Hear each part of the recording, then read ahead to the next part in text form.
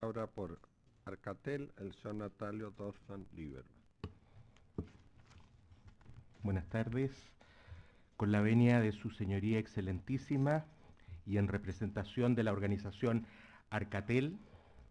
asociación que agrupa a los canales regionales de televisión abierta de Chile, en primer lugar vengo en agradecer la oportunidad que se nos ha entregado de poder vertir nuestros planteamientos y puntos de vista ante este excelentísimo tribunal, y desde ya solicitamos sea rechazadas las impugnaciones de inconstitucionalidad que se han formulado en relación con los incisos segundo y tercero del artículo 15 cuater nuevo de la ley del Consejo Nacional de Televisión, contenida en el número 15 del artículo primero del proyecto de ley sobre televisión digital terrestre, que se refiere esencialmente al instituto del MASCARRI, es decir, esta obligación que se impone a los permisionarios de servicios limitados de televisión en orden a tener que transportar algunas señales de canales regionales y comunales. Eh, Deseo estructurar este breve alegato a partir de dos pilares fundamentales. En primer lugar, nos interesa, como representantes de esta asociación de canales regionales, poder transmitirle en breves palabras a este tribunal la gravedad, la relevancia, la importancia que tiene esta institución del Mascarri en el contexto de la generación de un escenario de televisión digital realmente abierto, democrático y pluralista. Nuestra asociación aglutina a 22 canales regionales, canales que van desde la ciudad de Antofagasta hasta Punta Arenas, y que cubren un público objetivo de más de 5 millones de personas. Además, se trata de canales regionales de televisión abierta, es decir, que llegan con su señal de manera gratuita a millones de televidentes en distintas partes del país. Pero no solamente estamos hablando de una televisión gratuita, sino que también de una televisión que genera contenidos y ofertas programáticas de fuerte raigambre regional y local. Y este no es un tema menor. Hoy día, cuando estamos enfrentados a una sociedad globalizada,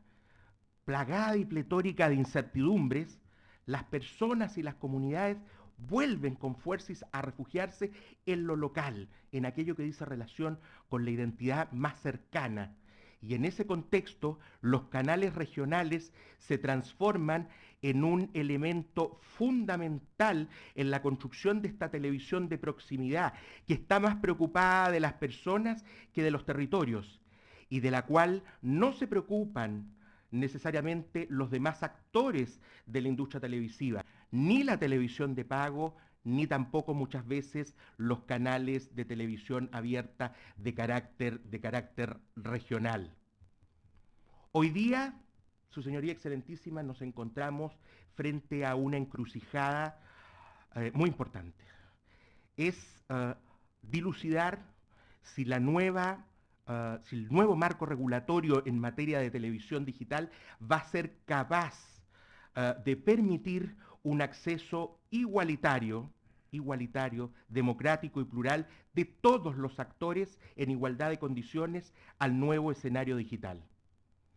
En ese contexto, la presencia de los canales regionales es fundamental, es fundamental. Eh, eh, Porque sin ellos habrá millones de personas en nuestro país, en distintas comunidades y localidades, que se quedarán sin la posibilidad de recibir estos importantes contenidos con los cuales tienen un enorme grado de identificación. Y en ese contexto, el Mascarri ha demostrado en el mundo entero, en más de 80 países, pues analizaremos algunas experiencias en particular, que es el mecanismo más eficaz y técnicamente más adecuado para lograr precisamente que estas señales regionales y comunitarias puedan llegar efectivamente a estas comunidades. Hoy día el escenario que enfrentan los canales regionales y comunitarios es el de estar supeditados a la voluntad unilateral de la televisión de pago, la cual, si quiere, los lleva. Muchas veces les cobra y otras veces, aunque los canales regionales o comunitarios quieran pagar porque sus señales sean llevadas, la televisión de pago no está interesada en llevarlas por razones de carácter comercial, porque la entienden como una competencia que comercialmente no les interesa, e incluso algunas cadenas de televisión de pago lo que han hecho es establecer sus propios canales de cable, pero que en realidad no responden a estos contenidos de identidad local, sino que más bien son pauteados desde Santiago, desde el nivel central. En este contexto, el Mascarri es el mecanismo que permite, frente a las limitaciones que tiene la señal por aire, permitir en un contexto de penetración cada vez mayor de la televisión de pago, que estas señales con sus contenidos culturales y de cercanía y de identidad local puedan llegar efectivamente a estos grupos importantes de personas. Y contribuyendo de esa manera a lograr niveles importantes de descentralización. Mucho se habla en este país de descentralización. Bueno, el Mascarri en el ámbito de las comunicaciones es un mecanismo de descentralización efectiva que permite a millones de personas en una serie de lugares y comunidades locales poder recibir esta señal. Sin el Mascarri, estas personas van a quedar definitivamente privado de ello. Finalmente, el Mascarri es una expresión de lo que se ha definido como la multiplicidad de plataformas, es decir, la posibilidad de que frente a las limitaciones que tiene la señal aérea, pueda complementarse ella con la posibilidad de que sean llevadas estas señales a través de la televisión de pago y por esa vía poder aumentar la presencia y la penetración de estas señales. Eh, dicho eso, que me parece relevante plantearlo porque nos da un contexto respecto de lo que es el Mascarri y cuál es su importancia, que por lo demás es un mecanismo que se aplica hoy día en más de 80 países en el mundo, sin grandes dificultades técnicas. Uh, lo vemos tal como lo decía precedentemente el colega Fermandois, en Estados Unidos, donde funciona sin grandes problemas y ha ayudado precisamente a terminar con el monopolio del cable y se ha entendido que el Mascarri es una compensación de alguna manera a este monopolio que tiene el cable y su nivel de penetración en muchos lugares del territorio y por lo tanto se le considera como una compensación legítima. También tenemos expresiones de este Mascarri en Europa, Francia, Bélgica, Alemania y en América Latina. Bueno, tenemos también presencia importante, tenemos recientemente el caso de Brasil, y lo tomo a colación porque quisiera hacer presente que específicamente en el caso de DirecTV, que es una empresa de televisión de pago de origen americano, ellos sí han tenido que cumplir con las obligaciones asociadas al Mascarri en Estados Unidos y actualmente lo están teniendo que hacer también en Brasil, teniendo que transmitir un mínimo de 6 señales a través del cable, lo cual, entre otras cosas, desmiente estas supuestas dificultades o limitaciones de carácter técnica para llevar esta señal. Dicho eso, me gustaría entrar de manera muy somera y breve a destinar la última parte de este alegato, a referirme a las principales impugnaciones de carácter constitucional que se han hecho a los incisos segundo y tercero del 15 Quater, que regula el Mascarri, tratando de evidenciar que, en nuestra opinión, estas no tienen asidero ni resultan plausibles desde el punto de vista jurídico. Primero, se señala que el Mascarri implicaría una vulneración del principio de subsidiariedad establecido en el artículo 1, inciso 3 de la Constitución. Efectivamente, el principio de subsidiariedad reconoce una prevalencia para que los particulares, las personas, puedan perseguir sus propios fines sin una intervención de esta sociedad mayor llamada Estado, y en esa perspectiva la Constitución reconoce efectivamente la autonomía y protege a los cuerpos intermedios, Pero a continuación ese mismo artículo señala que el Estado debe propender al bien común y en esa perspectiva debe contribuir a lograr una integración armónica de los distintos sectores de la comunidad y asegurar niveles equivalentes de participación. Precisamente el Mascarri se inserta dentro de este contexto. El Mascarri precisamente es un mecanismo que lo que hace es permitir una integración equilibrada de los distintos actores del mundo de televisión, de tal manera de que todos puedan en la futura plataforma digital poder operar y poder acceder a la televisión digital en igualdad o en relativa igualdad de condiciones. Eso como primera cosa. En segundo lugar, me gustaría decir algunas palabras respecto a un tema que no fue específicamente materia del requerimiento, pero sí fue levantado dentro de las reservas de constitucionalidad durante la tramitación del proyecto, respecto a que el Mascarri implicaría una especie de ruptura o de vulneración del principio de igualdad ante la ley, que establecería una discriminación arbitraria en el trato que debe dar el Estado y sus autoridades en materia económica. Bueno, al respecto solamente decir que bien sabemos que tanto a la luz de lo establecido en el 19 número 2 y también en el 19 número 21 inciso segundo, la igualdad que contempla nuestra Constitución, y así ha sido reconocido por la doctrina y también por la jurisprudencia del Tribunal Constitucional, no es una igualdad matemática, no es una igualdad aritmética, se trata de una igualdad jurídica que lo que hace es exigir que se dé igual trato a quienes se encuentran en una igual situación de carácter fáctica, pero a contrario sensu admite diferencias cuando hay situaciones o estatus distintos siempre que éstas no sean de carácter arbitrario. Y precisamente lo que hace el Mascarri es por la vía de reconocer que hay actores que se encuentran en una situación de asimetría. Por un lado tenemos los operadores de la televisión de pago, que son por lo demás los únicos actores dentro de la industria televisiva que tienen la posibilidad de financiarse con una fuente doble, es decir, no solamente publicidad, sino que también cobrar. Versus los canales de televisión abierta regional que están sometidos a una serie de cargas que el cable no tiene en materia de franja electoral política, en materia de programación cultural, en materia de regulación de horarios para la programación de los mayores de edad, etc. De tal manera que finalmente aquí, en nuestra opinión, estamos frente a un instituto que lo que hace es, por la vía de la diferenciación, de la discriminación, establecer un igualamiento entre actores que tienen una posición asimétrica en el mercado para permitir un acceso equilibrado, armónico e igualitario al nuevo modelo de televisión digital. Ahora, esta discriminación tampoco es arbitraria, estamos hablando de una discriminación además razonable y moderada. De hecho, se citaba por uno de mis predecesores la sentencia del tribunal respecto a la franja electoral política gratuita, donde precisamente se señalaba que en materia de televisión resultaba admisible la posibilidad, o sea, si la propia Constitución permite que la ley defina quiénes van a poder hacer televisión, bueno, la contrapartida de eso es que pueda establecer limitaciones a su funcionamiento de manera razonable y de manera mesurada. Dicho eso, me gustaría decir algunas palabras también respecto a las alegaciones respecto a un supuesto vulneramiento por la vía del Mascarri al 19.12, es decir, en materia de libertad de opinión e información, en definitiva, como una especie de atentado a la libertad de expresión. Al respecto, quisiera señalar que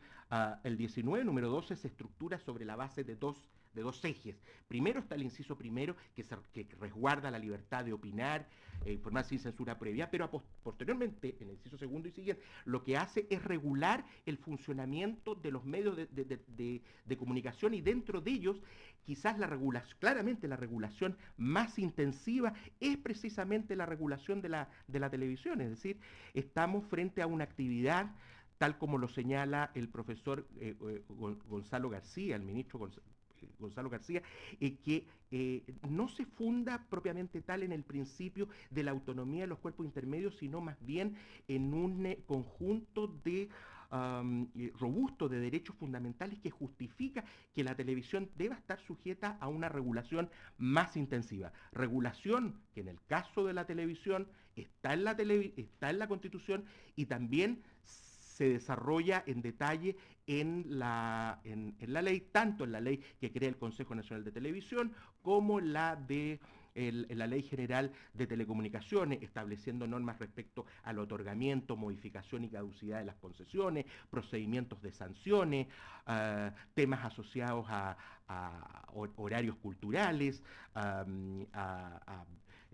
y no solamente lo hace respecto de la televisión abierta, sino que también le impone obligaciones a la televisión de pago. De hecho, la propia Ley General de Telecomunicaciones establece que los canales de televisión, de servicios limitados de televisión, deben someterse también a las normas del correcto funcionamiento. Y dentro del correcto funcionamiento está la promoción de los valores culturales y también el desarrollo regional. De tal manera que, en nuestra opinión, la libertad de los medios de comunicación para desarrollar su actividad y sus líneas editoriales no es incompatible en caso alguno desde el punto de vista constitucional con la posibilidad de establecer regulaciones y limitaciones en función de este interés general que permita en este caso asegurar que todos los actores del sistema van a poder operar en igualdad de condiciones. Sí, su tiempo ha terminado, le ruego concluir sí, su exposición. Solamente decir, su señoría excelentísima, respecto a lo que señaló el colega, esta se trata de una carga, la carga del Mascarri, que es una carga absolutamente racional y moderada, establece un plazo, el Consejo Nacional de Televisión es el que tiene que decir cuáles son los canales, y además la sujeta a la viabilidad técnica a la viabilidad técnica que deban tener para poder ser transmitidos. Dicho eso, pedimos que se rechace en ese aspecto, sin perjuicio de adherirnos a las observaciones que se han hecho respecto a los otros temas en materia de pluralismo y también de campañas de utilidad pública. Gracias. Tiene la palabra por la Asociación Nacional de la Prensa, ANP, don Sebastián Zárate Rojas. Muchas gracias, su señoría excelentísima. En nombre de la Asociación Nacional de la Prensa, entidad gremial que reúne a los diarios y revistas de Chile, queremos agradecer la oportunidad que se nos da para exponer las consideraciones que como medios de comunicación tenemos respecto de una ley que no solo afecta a la televisión, sino que afecta a todos los medios de comunicación y afecta también, creemos, a la libertad de expresión. Es nuestro interés que este requerimiento interpuesto por un grupo de parlamentarios sea acogido por las razones que señalaremos a continuación, y específicamente me referiré a dos puntos. En primer lugar, la letra D del número 1 del artículo primero del proyecto, que versa sobre el concepto de pluralismo y su posterior control estatal,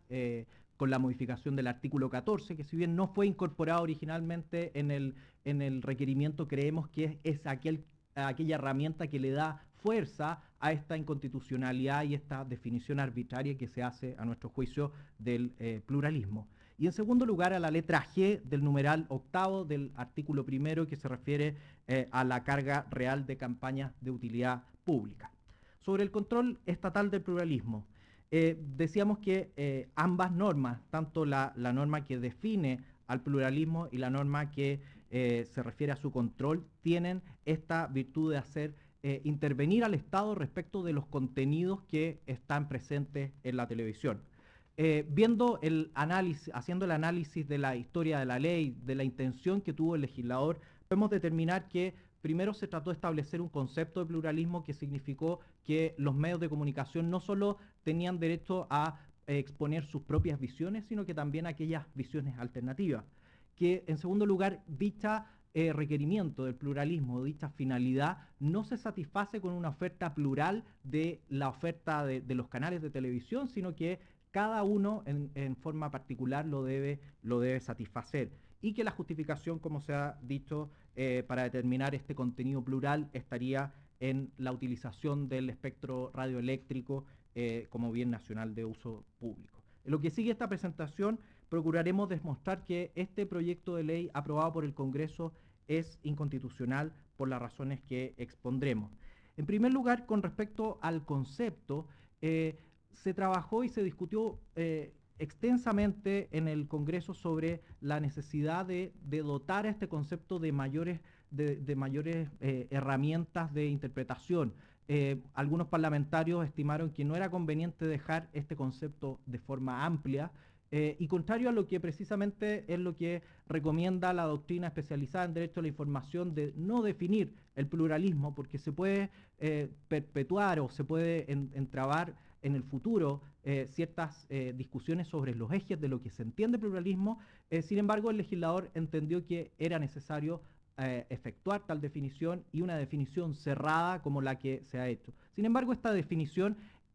toma algunos elementos, algunos ejes temáticos sobre los cuales va a definir que la sociedad chilena debe entenderse como diversa, y que por lo tanto los medios de comunicación deben recoger esa diversidad, porque el pluralismo, en definitiva, que lo que se exige a los canales de televisión no es más que los canales puedan recoger aquello que existe, la pluralidad y la diversidad en el país, y que lo puedan transmitir. Pero ¿cuál es el peligro? El peligro, y que creemos que se ha materializado en este caso en el proyecto, el peligro es que en lugar de esa transferencia de lo que existe, de la diversidad que existe en la sociedad, el legislador, a través de este tipo de conceptos, lo que hace es definir aquello que el legislador estima que debe ser lo diverso en la sociedad chilena, y que el legislador estima que debe imponerse, y que aquellos elementos que deben considerarse y aquellos que deben excluirse. Creemos que esto es sumamente importante, porque en la discusión legislativa no hay antecedentes alguno respecto de estos ejes que se toman, de estos conceptos que se toman para definir la diversidad, sobre que son ejes esenciales o que serían ejes esenciales para la realidad chilena. No hay estudios que así lo confirmen. Luego creemos que con esto se buscó favorecer un contenido por sobre otro, y en ese sentido se está vulnerando la libertad de expresión. Se está privilegiando un contenido y se está excluyendo o castigando otro tipo de contenido. Y eso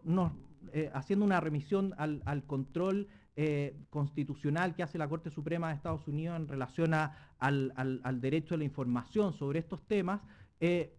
nos lleva a la reflexión sobre la utilidad que podría tener, por ejemplo, el test de neutralidad de contenido que ha aplicado la Corte Suprema Americana durante más de 40 años, que básicamente consiste en que cada vez que se va a regular sobre aspectos que van a incidir en el contenido, va a haber una sospecha de inconstitucionalidad, y que por lo tanto va a tener que ser revertida, y cada vez que el Estado prefiere un contenido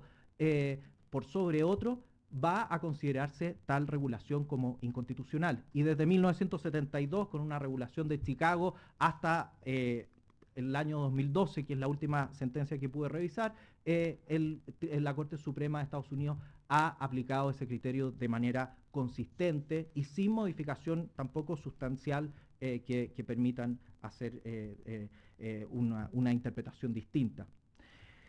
En segundo lugar, creemos que la forma regulatoria con que ha abordado el Estado es desproporcionada y no ha considerado aquellos elementos existentes en nuestra legislación. Para regular el pluralismo, tanto en la doctrina como en la legislación se reconocen dos clases de control. Uno es el control estructural del pluralismo, que se refiere a aquellas condiciones que no inciden en el contenido, sino que dotan de una mayor oferta programática o de diversidad, que es lo que se quiere lograr a los medios de comunicación, y en este caso a los canales de televisión. Fundamentalmente las herramientas que se utilizarán en ese caso será el control de la libre competencia,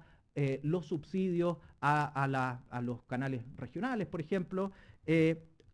por oposición al control de contenido. Y el control de contenido se refiere a aquellos elementos que deben estar presentes. Si vemos el derecho comparado sobre el control de contenido y tomamos, por ejemplo, Europa, que siempre se le ve como una legislación bastante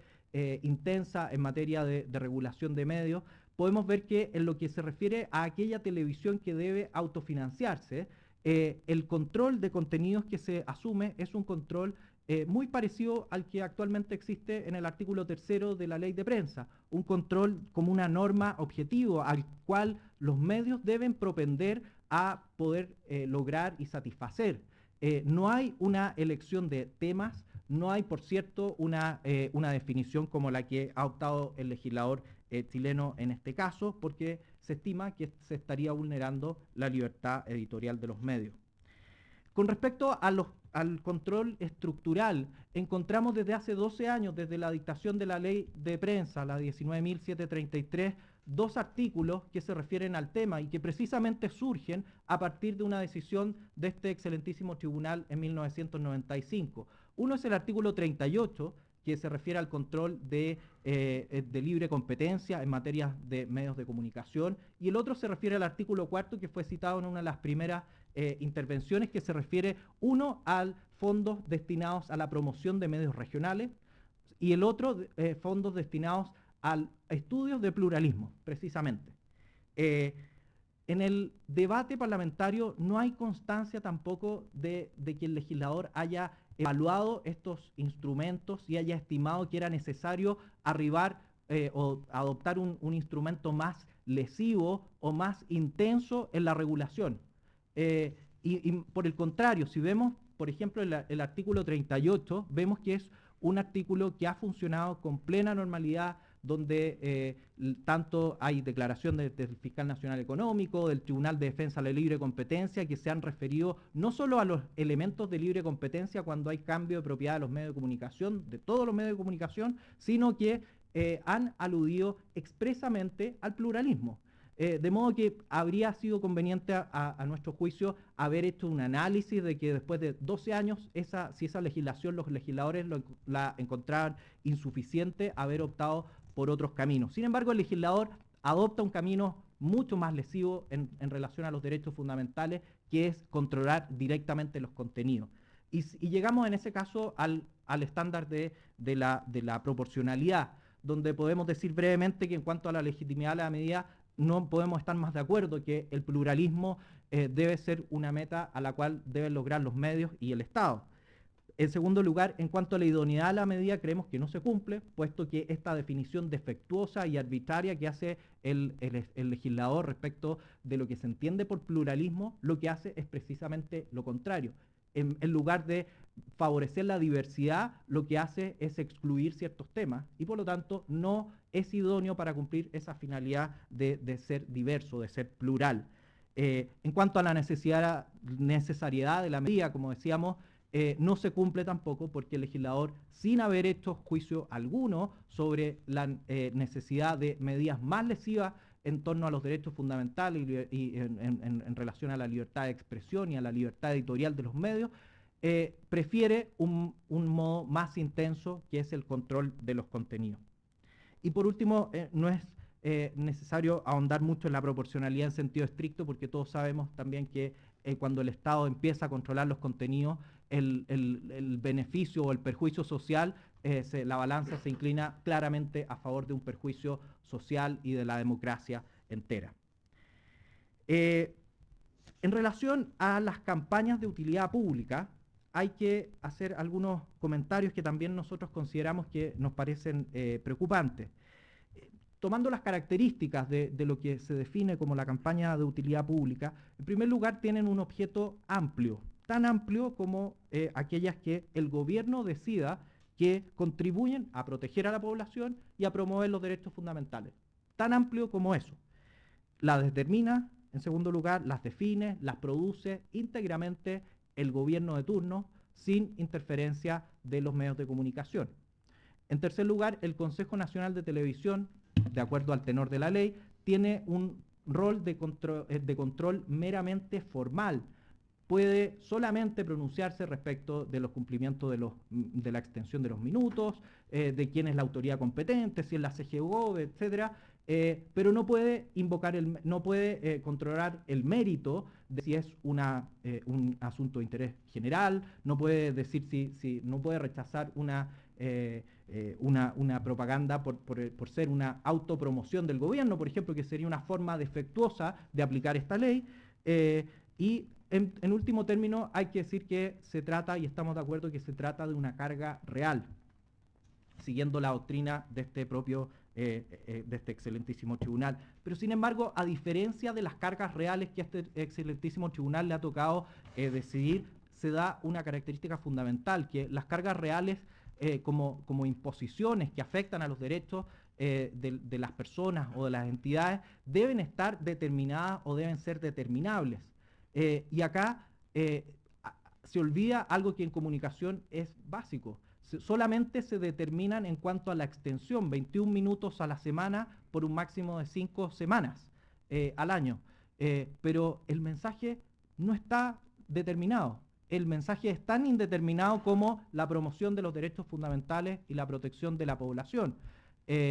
Luego, el margen amplio de que eso pueda contravenir la libertad editorial de los medios, como ha ocurrido, o como ha ocurrido situaciones de diferencia, puede surgir una seria inconstitucionalidad en cuanto a esta carga pública, real y gratuita que se quiere imponer. Vemos diferencia. Se aludió a la franja electoral, pero la franja electoral tiene definido un periodo máximo de tiempo y un mensaje que consiste básicamente que un candidato trata de persuadir a los votantes a que voten por ese candidato. La limitación del urbanizador para destinar áreas verdes en un loteo. El artículo 70 de la Ley General de Urbanismo define con precisión 44% y hace otras distinciones. Define claramente de qué se va a tratar esa extensión. Acceso gratuito a las playas, se trata de aquel estrictamente necesario para acceder a ese bien nacional de uso público. Beneficios de las compañías de seguros a bomberos. También se definen en el artículo 1 del decreto ley 1757, con montos incluidos.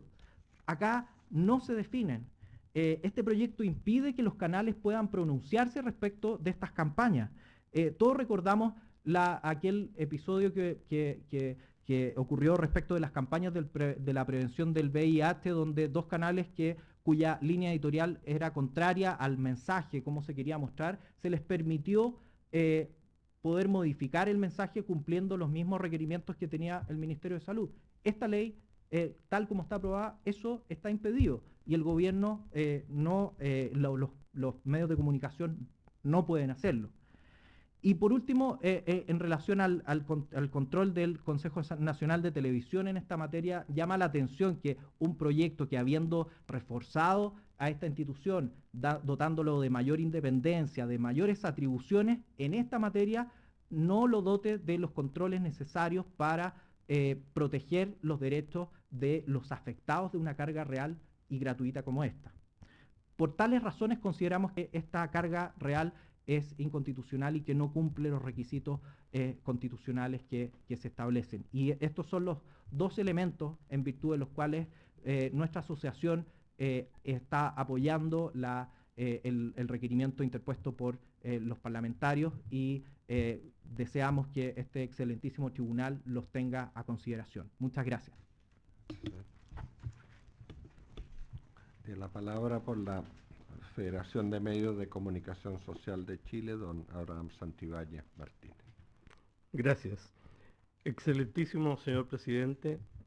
excelentísimo tribunal. Precisamente vengo en representación de la Federación como presidente del Consejo de Ética de los Medios. En alguna instancia hoy día se mencionó previamente, se habló de la autorregulación, y como que no había funcionado o que era insuficiente. Nosotros creemos, y me refiero a todos los integrantes de nuestro consejo y sus presidentes desde comienzos de los años 90, y ciertamente es un problema permanente, es un problema difícil, porque hay constantemente nuevas situaciones, pero sin embargo estamos convencidos que ese es el mejor mecanismo para evitar graves problemas en la difusión de la información que entregan los medios y al mismo tiempo para resguardar la libertad de expresión, que nos parece el tema fundamental. En ese sentido, es evidente que en el debate que hemos escuchado hoy día aparecen por lo menos un par de conceptos que a mí me gustaría subrayar. Uno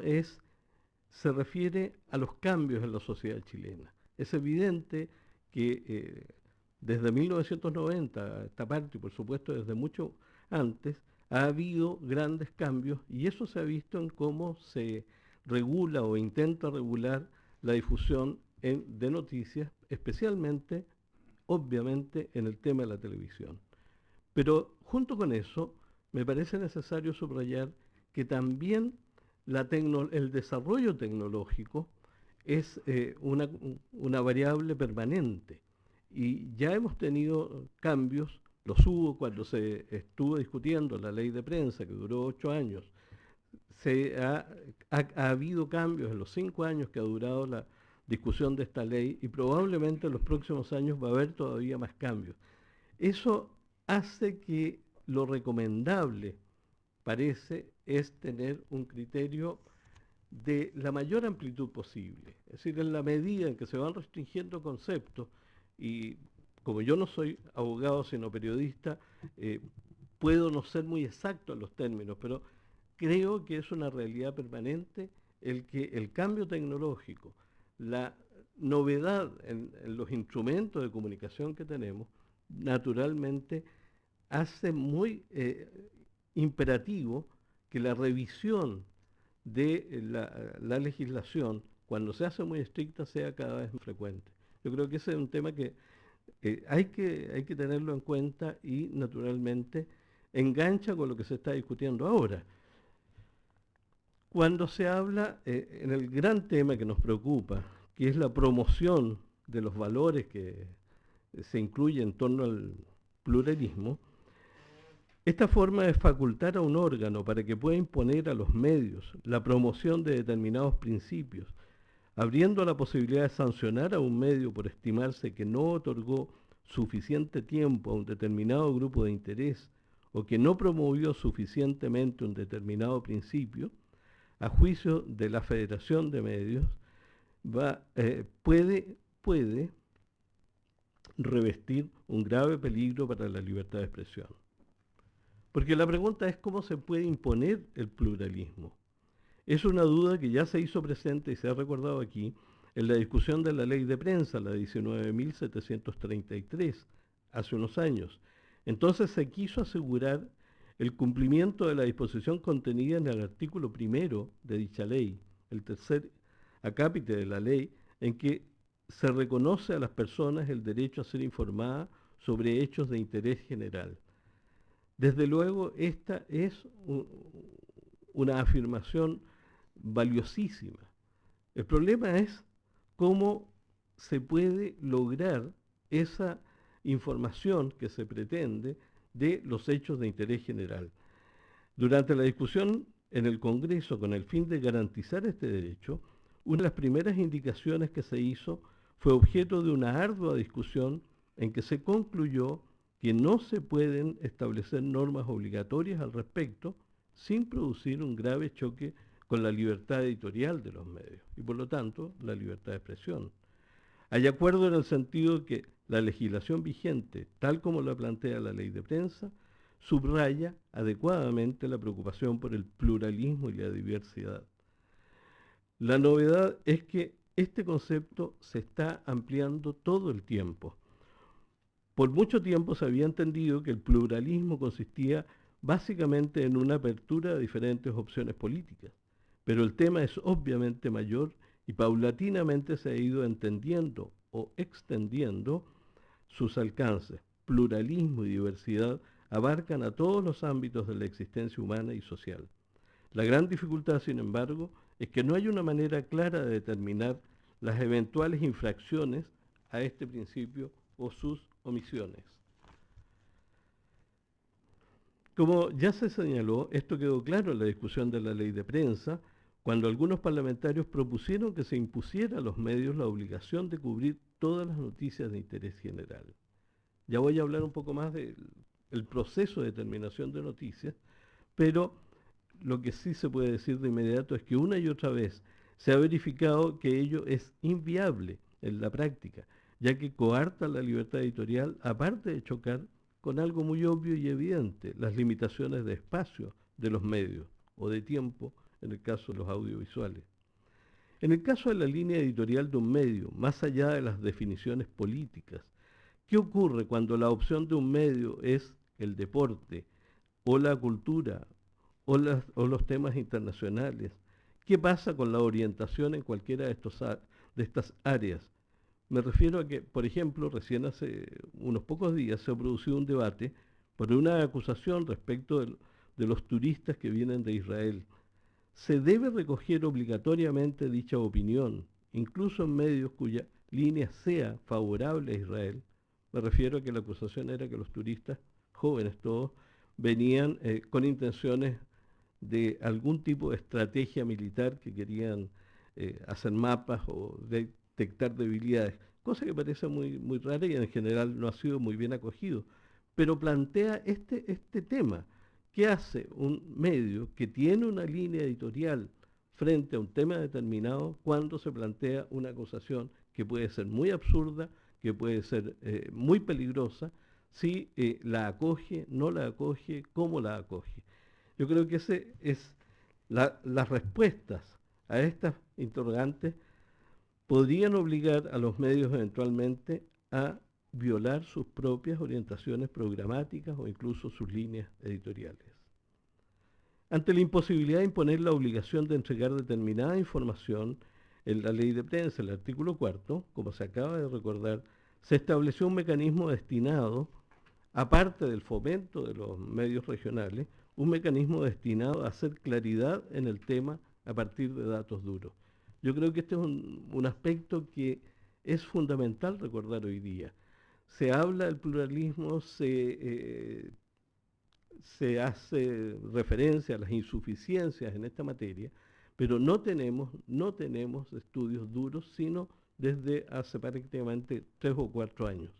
Pese a que la ley lo dispuso hace mucho tiempo antes, no se había implementado el mecanismo para, con la ayuda de instituciones académicas y Fondesit, poder realmente constatar qué es lo que pasa en esta materia. Entonces, estamos discutiendo algo que a todos nos preocupa, pero que tenemos pocos datos todavía. Yo creo que eso sería lo primero, cuando yo hablaba al comienzo, de que aquí hay un debate que va creciendo, que necesita todavía mejor información. Aquí hay un aspecto fundamental, tal como lo dice la ley de prensa. La ley de presupuesto del sector público contemplará anualmente recursos para la realización de estudios sobre el pluralismo en el sistema informativo nacional, lo que serán asignados, etc. Por otra parte,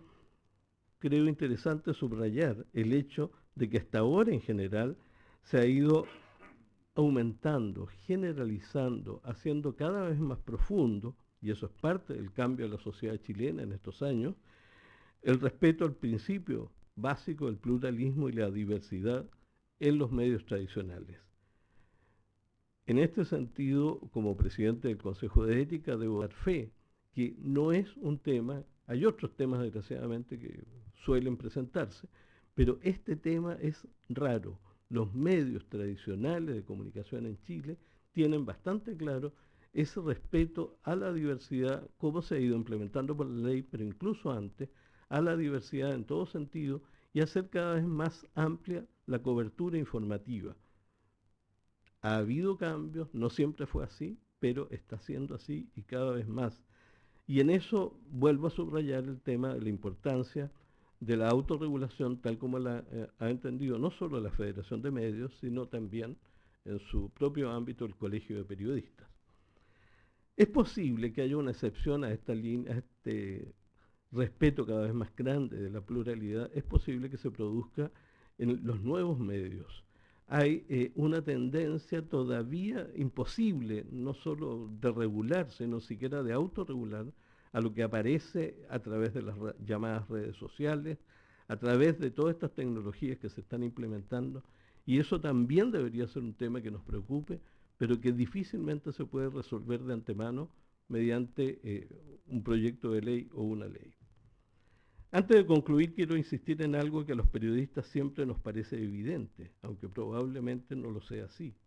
El trabajo periodístico es esencialmente práctico, más que teórico, basado en normas de conducta que se han generado y fortalecido con el tiempo. Un tema fundamental es la decisión de pauta, es decir, los contenidos del medio. Todos los días los diarios y otros medios, a veces varias veces al día, se enfrentan a un océano de informaciones. ¿Qué es lo que debe conocerse? ¿Qué es lo que debe darse a conocer? Es una pregunta cuya única posible respuesta está en la definición editorial, por una parte del medio, y en un test que yo diría que consiste en la aplicación de una cosa que hemos enseñado durante muchísimos años en la Escuela de Periodismo, que es la aplicación de los llamados elementos de la noticia. En esta línea, una noticia es más noticia en la medida que acaba de ocurrir, inmediatez, o suceda en el entorno inmediato, cercanía, y hay más, por supuesto, suspenso, emoción, progreso, sexo. Cada uno de estos elementos hace que el periodista o el editor le asigne más espacio y, por lo tanto, más importancia a un hecho noticioso. No es un proceso arbitrario, se realiza mediante la aplicación de experiencias anteriores, de la capacidad del propio periodista y, de nuevo, de la línea del medio. Implica, como es fácil de comprender, que todos los días quedan miles de informaciones fuera de la pauta. No es mala voluntad, ni, por lo general, prejuicio. Es simplemente un proceso que se hace todo el tiempo en todos los medios de todo el mundo y, por decirlo de manera directa, ha funcionado y sigue funcionando.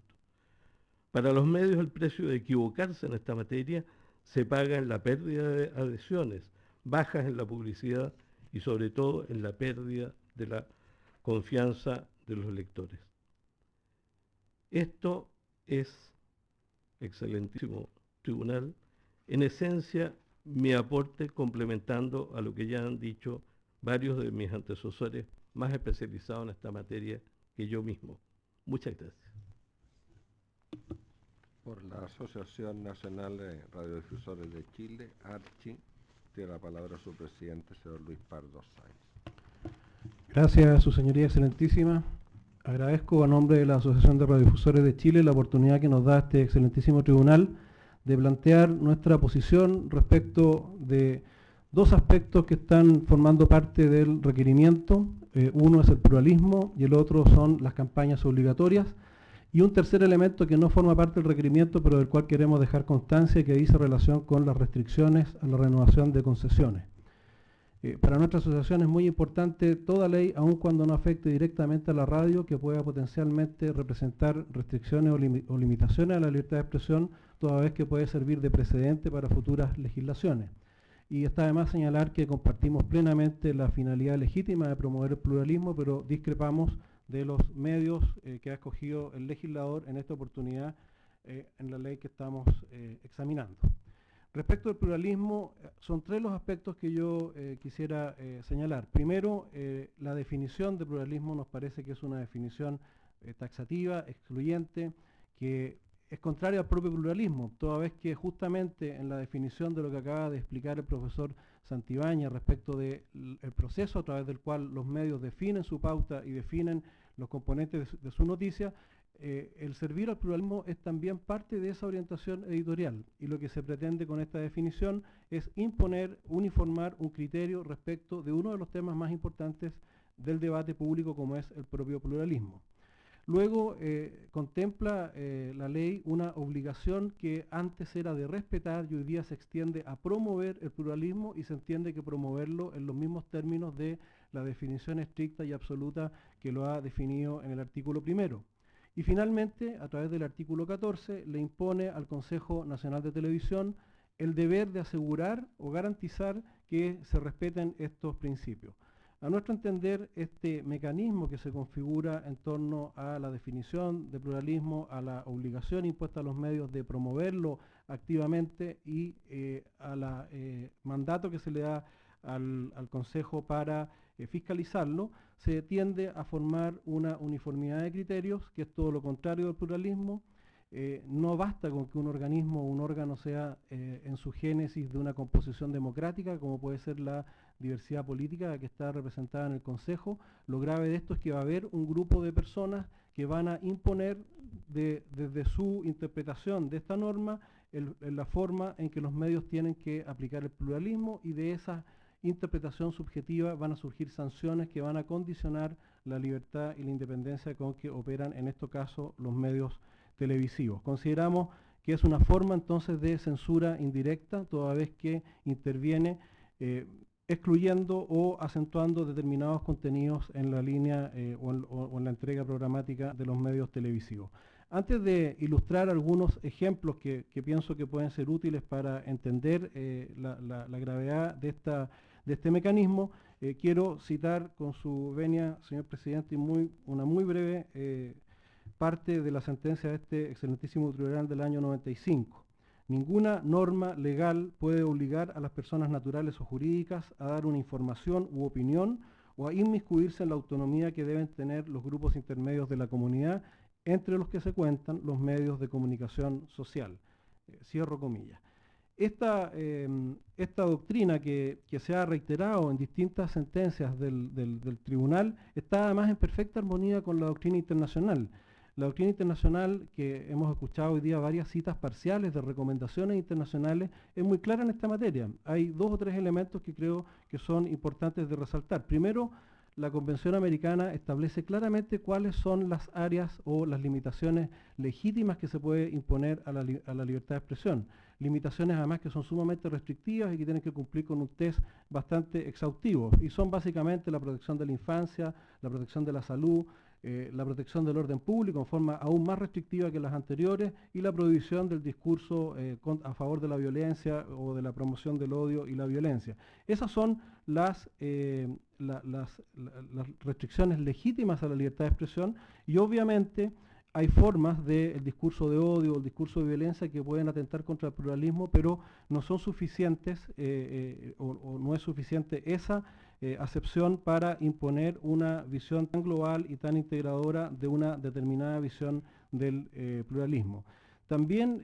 dentro de la doctrina internacional es importante citar los condicionamientos previos. El artículo 7 de la Declaración de Principios de Libertad de Expresión de la Comisión Interamericana de Derechos Humanos señala claramente que condicionamientos previos no pueden ser utilizados para imponer posteriormente sanciones a los medios porque justamente contravienen la libertad de expresión en su esencia. Una cosa es que todos queramos el pluralismo, que todos queramos la veracidad, la oportunidad, etcétera, y otra cosa es que haya un órgano colectivo o una autoridad facultada para sancionar a un medio desde su óptica, desde su particular criterio respecto de si cumplió o no con esos condicionamientos previos. En consecuencia, consideramos que tanto nuestra tradición chilena en materia de libertad de expresión y en materia constitucional como la doctrina internacional estarían siendo en este sentido claramente transgredidas por este cambio en la forma de entender y aplicar el pluralismo que contempla la ley que estamos analizando. Quisiera a continuación y señalar también que no es que estemos en contra de mecanismos que incentiven el pluralismo. Existen hoy día vigentes numerosos mecanismos institucionales que han funcionado además exitosamente en la promoción del pluralismo. Existe un fondo de medios regionales que ha ido creciendo en forma bastante importante en el tiempo. Existe el fondo que administra el Consejo Nacional de Televisión, que también es un fondo significativo para la promoción del pluralismo. Existen las normas de la institucionalidad de libre competencia. Recientemente, en transacciones importantes de adquisiciones de medios, ese tribunal ha impuesto a los medios limitaciones y restricciones que apuntan exactamente a la promoción del pluralismo. De manera que no se trata acá de dejar el pluralismo en el aire, sino que utilizar los instrumentos adecuados para promocionarlo. Se mencionaba también en algunas de las intervenciones anteriores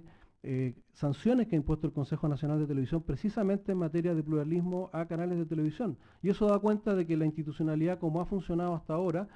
puede tener elementos que requieran perfección, pero como ha funcionado hasta ahora, entrega las herramientas necesarias al Consejo para promover e incluso sancionar transgresiones al pluralismo, pero sin encasillarlo en una visión determinada y sin correr el riesgo de limitar excesivamente la libertad de expresión.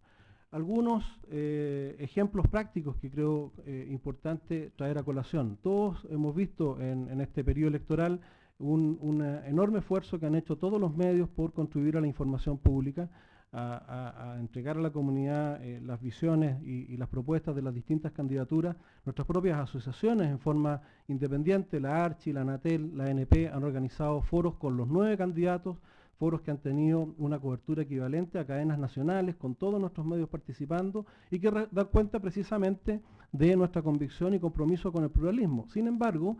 ese aporte se complementa con lo que han hecho en forma individual todos los medios, tanto televisivos como de otro orden,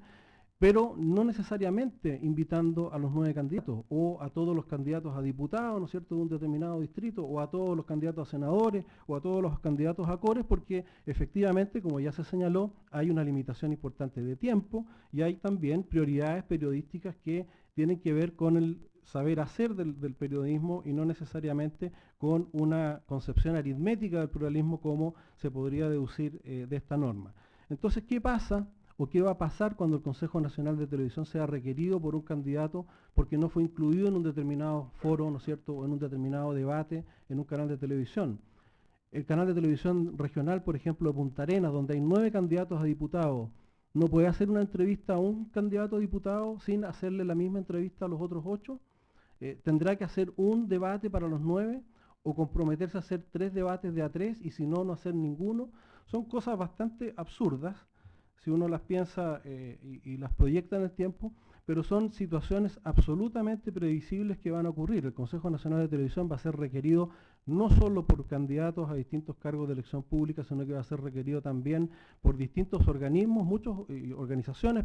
muchas de ellas de un sesgo militante o activista absolutamente legítimo, pero que van a querer tener los mismos tiempos, los mismos espacios, saliéndose de la lógica y del saber hacer periodístico para entrar en esta lógica aritmética. Y si no es aritmética, si no es en función del tiempo, si en función del cronómetro o en función del centímetro, ¿cuáles son los criterios con que el Consejo Nacional de Televisión va a poder interpretar y aplicar esta definición de pluralismo que se deduce, ¿no es cierto?, de la ley y, lo más grave, de la obligación que tiene y que va a ser invocada seguramente por muchas organizaciones y por mucha gente para aplicarla linealmente, ¿no es cierto?, en la vida cotidiana. En consecuencia, nos parece que esta norma, tanto en su definición taxativa y excluyente de otras visiones, tanto en la obligación que impone a los medios de promoverla activamente en todos sus contenidos, o sea, aquí no hay espacio para la diversidad, que es precisamente lo que quiere promover, y lo más grave, el deber y facultades que le entrega al Consejo Nacional de Televisión de sancionar el incumplimiento de esta particular visión de entender el pluralismo. Nos parece que es una norma de todas maneras desproporcionada, no nos parece que sea idónea y no parece tampoco necesaria a la luz de cómo es evaluado el desarrollo y el desempeño de los medios en la historia reciente del país. El otro punto al cual manifesté que queríamos referirnos es el de las campañas obligatorias. Se dijo en alguna intervención que eran 21 minutos al año, son 21 minutos semanales, eso es una barbaridad de tiempo, con un límite de 5 semanas prorrogables, y todo, tanto la prórroga como el contenido, como la orientación de estas campañas, sujeto a la iniciativa del gobierno de turno, con la venia, ¿no es cierto?, de este Consejo Nacional de Televisión. También se mencionó las campañas, y creo que es interesante señalarlo, porque ilustra de qué estamos hablando, las campañas que efectivamente tuvieron un gran éxito en el control del cólera en su momento en los años 90. Yo quiero contarles, yo participé en esas campañas, no fue una campaña de televisión, es un caso hoy día de academia respecto de la eficiencia de la radio. El Ministerio de Salud contrató a prácticamente todas las radios de Chile, desde las más grandes hasta las más pequeñas, y no solo se erradicó el cólera, sino que se erradicaron varias enfermedades entéricas más, pero esa campaña fue pagada, y no hay ninguna razón para que esa campaña no haya sido pagada, y fue enormemente beneficiosa, sin lugar a dudas, para la salud pública y para el país, como lo son muchas otras campañas pagadas. Lo que no significa que en los medios, tanto en la televisión como en la radio, no existan campañas gratuitas. Yo hubiera sabido, habría traído las estadísticas, pero son impresionantes las cantidades de campañas de bien público que diariamente se difunden a través de los medios. Pero de ahí a pasar a la caricatura de que los medios solo operan con lógica comercial y que nuestro rechazo a estas campañas obligatorias responde a una lógica comercial, hay un mundo de distancia. Estas campañas no solamente significan una lesión a la autonomía de gestión de los medios y una lesión a su independencia editorial al imponerles contenidos en los cuales no tienen ni siquiera la posibilidad de participar en el sentido de proponer una alternativa compatible con su línea editorial, y no estamos hablando solamente del SIDA, estamos hablando de muchas posibilidades en lo que es la sociedad compleja que hoy vivimos, sino que además representan un serio riesgo para los medios pequeños que esta ley pretende promover. la inversión pública de los ministerios y el sector público hoy día en publicidad es relevante para los medios regionales. Y imponer 21 minutos semanales de publicidad gratuita significa, por una parte, la pérdida de ingresos importantes de aquellos medios que parte de su ingreso y sustentabilidad depende de esas campañas, pero al mismo tiempo ocupar espacios que no van a poder ocupar para lograr su propia sostenibilidad. En consecuencia, creemos que estas campañas obligatorias también representan un daño importante que esperamos que el tribunal tome en consideración. Y finalmente, excelentísimo tribunal, quiero dejar constancia, aunque no está dentro del requerimiento que plantearon los diputados, de nuestra preocupación por esta limitación que se impone a la renovación de las concesiones. Nadie está a favor de que se incumplan las leyes laborales ni las leyes de propiedad intelectual, pero cuando se sanciona a una persona jurídica o natural por el incumplimiento de cualquiera de estas obligaciones, se ha cumplido con todo un proceso, ¿no es cierto?, y luego esta ley establece una segunda sanción que además puede prestarse para un uso indebido de esta facultad. Yo no tengo ninguna duda que en muchos casos, en la víspera de las renovaciones de concesiones, van a aumentar las demandas por propiedad intelectual y van a aumentar las demandas también laborales, y nos parece que es una norma en ese sentido desproporcionada y excesiva. Es todo lo que puedo dentro del tiempo señalar. Gracias, excelentísimo tribunal. Gracias. Se suspende la audiencia pública hasta las 15:30 horas, en que se reanudará con las 6 instituciones que han anunciado su participación. Muchas gracias.